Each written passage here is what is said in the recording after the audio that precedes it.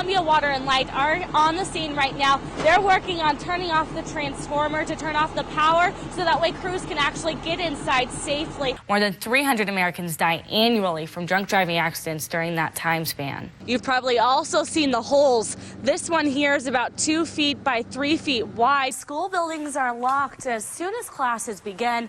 The only way to get inside is to press this button, which alerts the office to unlock the door. Up there, cars are moving quite easily, but as you can see here, there's still about 3 inches of ice on this road. When someone like you or I get on a bus, this device will record when and where we get on.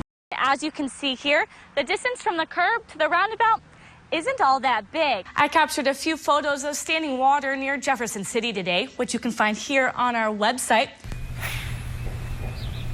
Lick Branch Cove is often a weekend and summer getaway. They're here for fun, recreation, fishing, and enjoyment. And Rocky Mount Sewer District is trying to keep it this way, but cleaner. The district plans to build a plant that uses air mixed with microorganisms to treat raw sewage to a level that's safe to re-enter the environment. The amount of drainage from the system back into the creek would be about the equivalent of turning on your garden hose. It's all treated and it'll be coming out 98% pure water, drinkable water. So that's the difference. Right now, it's probably terrible. But some are worried about the creek and this discharge emptying into their cove. For them, the issue is having the plant in their backyards. I support the idea of a sewer system. We just think there's a better place to discharge it. We're trying to clean up the cove. We don't think putting the water back into the cove is a good idea for the environment. But with a permit in hand from the State Department of Natural Resources, the district will take the next steps in the construction of the plant. Few of these first graders remember why buzz-in systems like this one were installed in all Centralia schools this past year.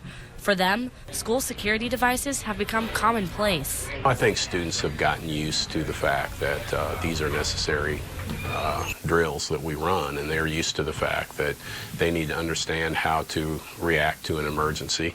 But as a parent of 2 Centralia students and a teacher in the district, Carrie Durant remembers school shootings as if they happened yesterday. Just like, just like gut-wrenching. So you have to put trust that your school staff is going to do what they're supposed to do. While Durant knows her fellow staff are more than capable of protecting their students, the bottom line is being prepared. I don't think there's anybody that these unfortunate circumstances have happened to that thought it would happen to them. And so it's not a very good chance that something's going to happen. But at the same time, we have to be prepared. I'm here on First Street, and in this neighborhood, there's been 3 burglaries in the last week and a half. This area is rather common for burglaries. This map shows where burglaries have been reported since the start of the month. If you take a look, you'll see most of these crimes are centered around a 10-block radius near the intersection of Broadway and Providence. But residents in this area don't appear all that worried. Columbia resident CAIL Evans lives on Ash Street. He says he's been burglarized twice, but never reported it. Just didn't seem worth the time because all they took the first time was just an empty wallet. Evans says besides these incidents, it's not something he really worries about. I'm a little too calm for it, I guess. The same could be said for Columbia resident Truman Allen. He's owned properties on Ash Street since 1999, but none of his tenants have had any problems. It's not something that I think about every day. I come and go. I come at night at times, and I don't feel particularly unsafe. But just up the street from his office, there's been 3 burglaries in the last week and a half. A common trend in central Columbia, but something Columbia police say is normal. Most of our crime in Columbia is usually centered around central Columbia because that's the highest density of population. Bernhard says most burglaries are rather random. Your best bet is to keep your doors locked and garages shut. Reporting live in Columbia, Nichole Cartmell, KMU 8 News.